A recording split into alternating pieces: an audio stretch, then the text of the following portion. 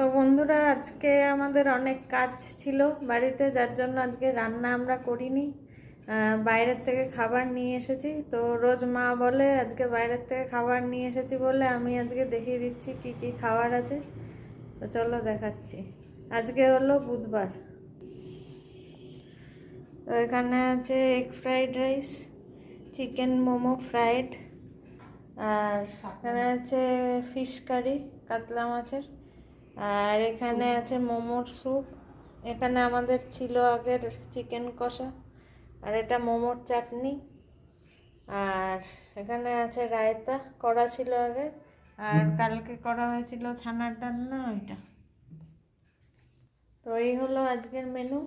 ভালো লেগে থাকলে অবশ্যই সাবস্ক্রাইব করো চ্যানেলটাকে, আর কমেন্ট করো। তোমরা দেখছো কিন্তু কেউ কমেন্ট করছো না, সাবস্ক্রাইব করছো না। একটু সাবস্ক্রাইব করো।